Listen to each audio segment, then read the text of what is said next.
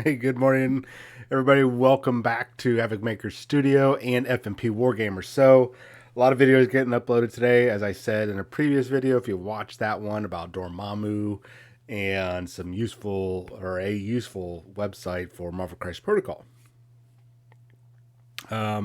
So, let us talk about Games Workshop. So, I've done a couple videos this week prior to today, and they weren't painting Games Workshop in a positive light. And I didn't want to put too much negativity out there, especially starting on a new week, and it's my birthday week, so I didn't want to really hamper my fun and amusement for the week by negative videos. But it's still Games Workshop, so we're going to talk about some bad stuff. So we're going to talk about the bad first, and then we're going to get into the good. So let's talk about the bad and try to figure out why multiple windows are popping up while I'm clicking. All right, so next week, here's the good. Last week we had Age of Sigmar, third edition, the Dominion box launch box dropped all the goodies. There's still some at stores, so if you're wanting to get that very good box, minus the Stormcast Eternals that I'm not going to talk about, that it is still available, which is really good. But it's also bad for Games Workshop because it's some bad optics on their part.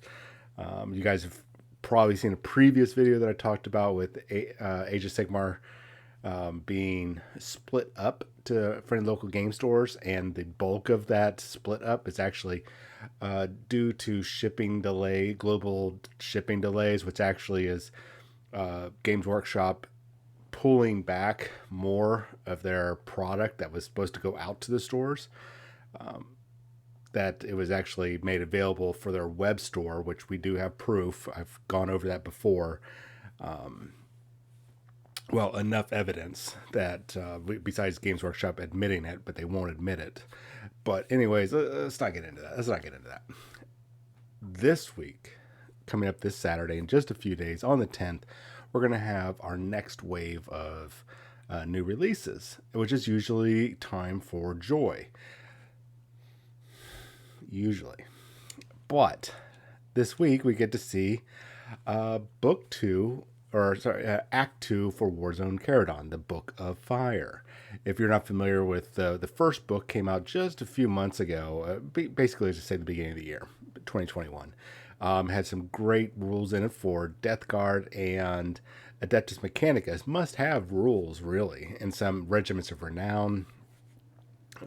And I think there was also a little bit of stuff in there for Sisters of Battle. Now this one is going to have, I think, a little bit more of the same, but is actually going to have a host of rules for Chaos Space Marines. Now, before you get super excited about all those host of rules for Chaos Space Marines, just sit down and just sit back. So, what's going to be coming is, and I'm going to read this off to you because I know some of you are driving and listening. So, this book collates a range of existing rules for the Chaos Space Marines in one place. They have been updated with their relevant FAQ changes. Cool. And formatted for the current edition of Warhammer 40,000 to give you an easy overview of their traits, stratagems, and relics. Here's the full list, and I'll read that list off here in just a second. So people are like, oh, formatted, that means, oh, great, that means we've got our new rules. No, no, no, no, no, no, no, no, no, no. Slow down. It's not new rules. All they're doing is framing the font and the imagery and how they do like the basically the font for like the one CP, the one that needs to be in the command phase. Basically everything. It is just literally just put it in the format, the terminology that the FAQs already kind of addressed. So we're going to get into what these are in just a moment. So this is going to have rules for the Word Bearers, Red Corsairs, Night Lords, Crimson Slaughter, Alpha Legion, the Purge, Iron Warriors, the Scourged, Emperor's Children, Brazen Beast, World Eaters, Flawless Host, Black Legion, and Creation of Bile. Now, I know there's gonna be some Chaos Space Marine players out there like getting super excited. They're just like, oh my god, we're getting rules. Slow down once again. We always know that Chaos Space Marines are always going to get the shaft when it comes to rules, like 9 times out of 10. And if you're thinking that it's going to be new rules, it's not. It's existing material from the Psychic Awakening. 99.9% sure of that, by the way. That it's coming from the Psychic Awakening books that were supposed to be, or as Games Workshop put it, were kind of like the transition books from 8th edition Warhammer 40,000 to 9th edition Warhammer 40,000. Those books were designed to give everybody their much needed boost to go into 9th edition until you got a new codex, and then your rules would be updated. The Psychic Awakening books would be pretty much defunct unless you want to use them in a friendly game. But for those people that are playing competitively, well, let me walk that back. Everybody's playing competitively. For those that are playing in tournaments, it was just those are your placeholder books until your codexes come out and you had your full rules updates, and those new codexes is what you were using. So why is this problematic? Well, all they're doing is reprinting books and or basically reprinting the rules from books that you've already purchased. That's all this is. This is just a big money grab.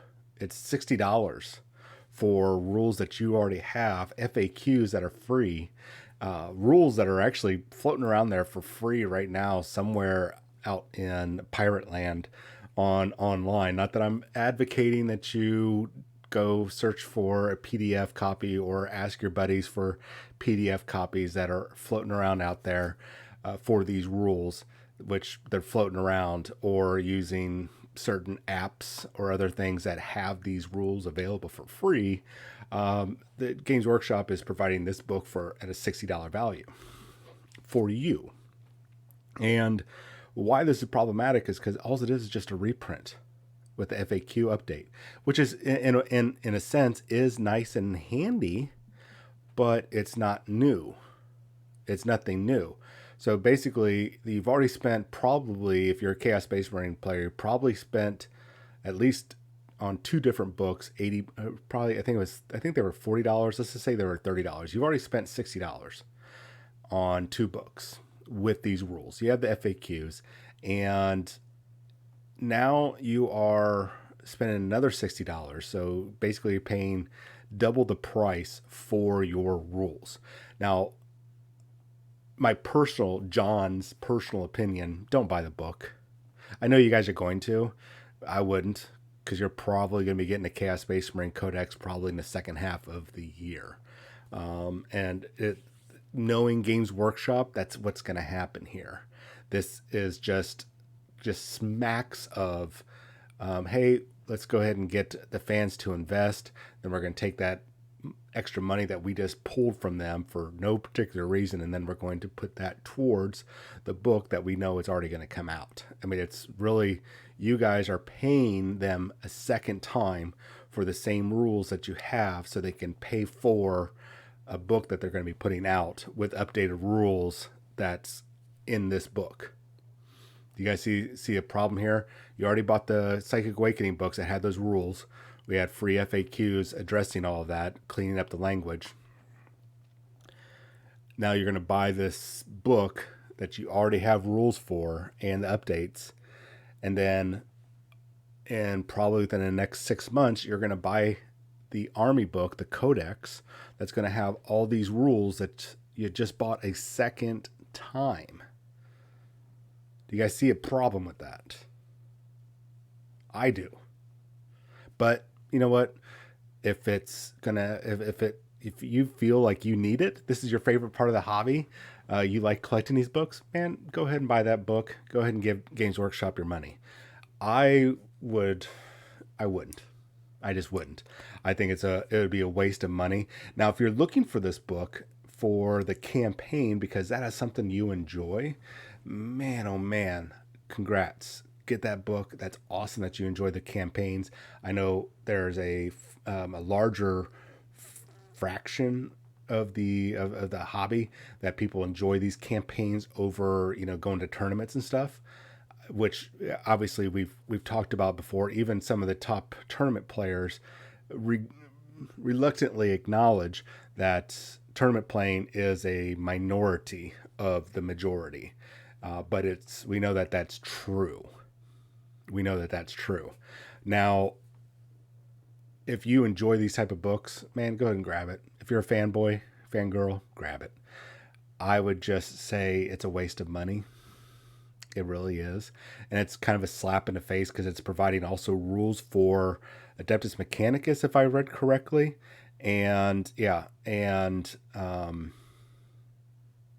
codex supplement for, and for codex supplement for Adeptus Sororitas of our Order of our Martyred Lady. So the Adeptus Mechanicus and the Adeptus Sororitas, or the Sisters of Battle and the AdMech, just got their codexes dropped a couple weeks ago. Why didn't they just put those rules inside those books? Because they want you to buy more books, make more money. I think I've dwelled long enough on this. Let's move on to some positive news. But guys, really, I don't think you need to buy it. I think you can avoid it. But that's just me. Let's talk about some positive stuff, some awesome stuff. We're not going to talk about the Were Boys. I get it. Games Workshop is trying to trademark everything. So Weird Boys, you can't really trademark that, but Were Boys, somehow you can. So that's why I guess we're getting weird of Weird Boys, and we're just going to go with Were Boys. But we're going to talk about the Snagga Boys. Lots of bad spelling terminology here. We know that these are going to be front and center for the orcs. They're probably going to be in a box set. I'm guessing is probably going to be a box set. Probably going to be in relation to the Octarius reveal that we're going to be getting this weekend. There's probably going to be a box set with Tyranids versus orcs. Sorry, Tyranid players. I mean, you're going to get a new codex. You might get one or two new models, but don't expect anything good this edition. You're going to have to wait another edition before you guys really get a pat on the butt and a nice big boost. I'm sorry. It's just the way it is. And don't complain, because you guys are way ahead of the curve in models than Eldar, and so we're not going to talk about them. But so we got some nice look at the new bomb squigs. These look really cool, and hinting that certain squads will be able to have multiples of these. Now this is probably going to be the Snagga Tooth Squig Riders, whatever they're called. That's going to be coming along with it. I don't think this is going to be the normal squads, but it looks like those squads are going to be able to have multiple bomb squigs. And if it follows a lot of the previous orc rules, you're probably going to be able to buy up to 3 of them. This is cool. So I'm not going to read all the rules, but the overview is that you can target a vehicle or a unit, as long as it's not an aircraft, within 12 inches. You send the bomb squig after it. You're going to roll a d6 on a 3+, or you get to add +1 of the result if it's a vehicle. They'll suffer D3 mortal wounds. That's a nice thing. It's probably going to be about 5 to 10 points. That's not too bad for just a nice D3 mortal wounds that you can pop off there. That's not too bad. I think that you're going to be seeing a lot of bomb squigs, especially since there's a lot of companies out there like Pop Goes the Monkey and Cromlech that are putting out squig bombs like I don't know. We also know that the Beast Snagga knobs are going to be just looking brutal, but they got, I guess the character, the knobs themselves, their mounts are going to have the ability called Smash Ahead. Now, I don't know if this is just for them or if it's going to be for all of them, but each time this model finishes a charge move or heroic intervention, select one enemy unit with an engagement range and roll 5d6. 5d6. That's awesome. For each result of a 4+, that enemy unit suffers 1 mortal wound. That's awesome. Now, something like that, I have a feeling is just going to be just the knobs and probably not the rest of the models, but still, that's really nice. 5d6. Jesus. I mean, you're going to hit with probably 3. I mean, you're probably going to cause 3 mortal wounds. More than likely.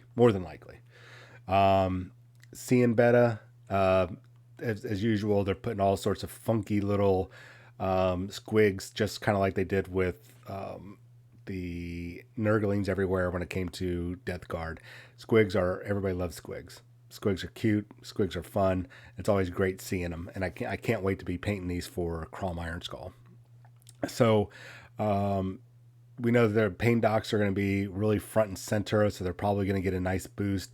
But here's the really interesting thing about this article that I really wanted to focus on before we move on, is that they're talking about, and this is really interesting, and it actually is in line with what I was thinking was going to happen. Unfortunately, I got nobody to verify that, so really it's just, we're just going to go with the article. As anyone unlucky enough to be on the receiving end of a Squigoth charge can attest, some of the larger kinds make a perfect beast of burden, etc., etc., etc. And then they have kind of a silhouetted image of something with a big horn. Games Workshop likes to make the big scary models, and since the Snaga boys or whatever they're called are coming, and they do have that, they're kind of a blend of steampunk and I don't know, indigenous basically orcs, that it makes sense that they would have something big and scary, monstrous, to go alongside their cavalry units. And Squigoth makes sense. They can easily make a Squigoth that's an outdated model, and I think the model is sold out on Forge World. So it makes sense for them to make a big plastic kit that'll probably have 2 or 3 different big weapon options. So I don't think some people might be like, oh my God, we're going to get a giant Squigoth. Slow your roll. You're not going to get a giant Squigoth. But you probably are going to get definitely a Squig. I would say like 90% sure you're getting a Squigoth. So congrats, Orc players. Plastic Squigoths coming. You don't have to deal with those crappy resin Squigoths, even though I know a lot of people use them. But those things always get chipped. They always they're always broken or falling apart. We got some plastic ones coming, so get ready. All right.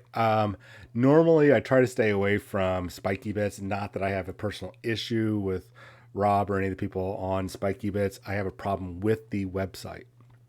Lots just ads and clickbaity stuff pops up everywhere, and it seems like the articles are getting smaller and smaller, and it's more about the ads. I get it though. The ads are paying for it, so I can't really.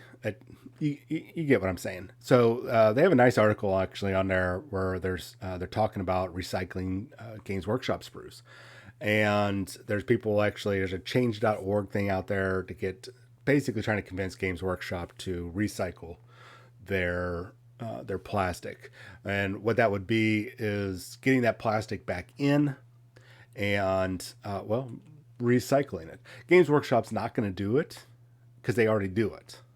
In a way, I'll get to that in a second. The reason why they won't do it on a big push, it's just financially not feasible when you can very easily put the plastics in your recyclables and take it to a recycling center or a recycling dumpster or trash can that are almost everywhere, except like probably some Republican city that doesn't believe in recycling or something like that. I don't know. You know what I mean? Not that Republicans don't believe in recycling, but you know what I mean. You know what I mean. But there's a push, and hey, you know what? Good on them. That they're trying to push. Somebody's trying to push that to happen. Games Workshop is very, very unlikely going to capitulate to this. I think they're going to, hey, thank you for this, but just go to your local recycle center.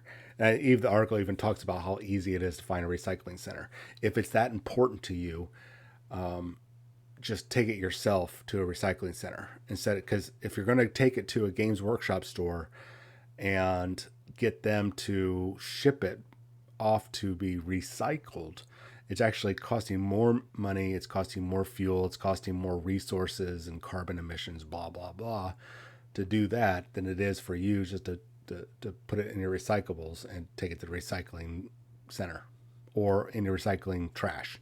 You get what I'm saying here? Good initiative, poor execution. Now, when I said Games Workshop does recycle, to an extent they do. At Now, I don't know about the Games Workshop if they're still doing it anymore, but as of a few years ago, they have basically this machine that you put the sprues in. It grinds up the sprues into tiny, tiny, tiny little flakes. It heats it, and then that heat, when they heat it up, basically they're liquefying it, and it goes back into injection mold. Literally, I've actually seen this. Actually, I've actually put the sprues into the machine and watched it grind up. When I was training back in the day to work for Games Workshop, they were like, "Hey guys, go ahead and grab yourself a whatever your favorite sprue is," and it was like Space Marines, or I think there was at the time it was Empire Knights or something like that. And people were like, "Oh my god, this is awesome! We get this stuff. This is so cool!" And they're like, "Hey, go ahead and put them in this machine." And then they hit the button, and you sit there and watch your sprue of plastic get all churned up into tiny flakes, and then it goes into a reservoir, it gets heated up, blah blah blah, and you watch the plastic injection mold process, and you get to see how the die cast molds go together, etc., etc. So they already do this with their plastic sprues, especially as they will recall product. Like, hey, we're going to be canceling, like, let's just say, for example, when we moved from, say, the 8th edition Warhammer 40,000 Dark Imperium box, and it was time to get all the, as a Dark Heresy, whatever box was before that for 6th and 7th edition, which shared the same box. So they would recall those.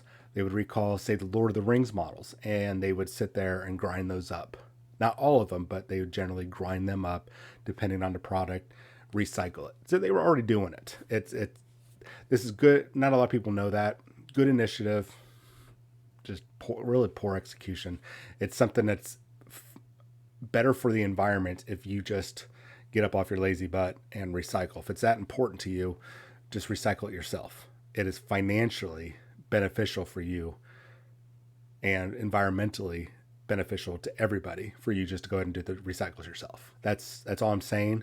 I think it's a good idea, but it's just not going to fall through the way that you are wanting. So I realize that, for the most part, this has been a good news episode for Warhammer 40,000. It's not always going to be this way, but yeah, there's a little bit of good, a little bit of bad. It's hard not to be upset by these things, but what I want to know is what you guys think about this Warzone Caradon Act 2 book coming out with reprint of the rules. Please let me know in the description below. Let me know what you guys think about the Snaga Boys. Am I on point about the Squigoth? Is it really obvious, or am I just guessing? And let me know what you think about the recyclables. I'd really like to hear from you guys, whether you're a hobbyist, a casual gamer, or a tournament player. I would like to hear what you guys have to say. Anyways, you guys have yourself a wonderful day. We'll be back a little later with a fresh RPG video coming out. I've been reviewing a couple RPGs. Not going to be able to cover them all today, but everything from the Warhammer RPGs, tabletop RPGs, to some kind of frightening ones. So we're going to talk about those a little later. You guys have yourself a wonderful day. Talk to you later.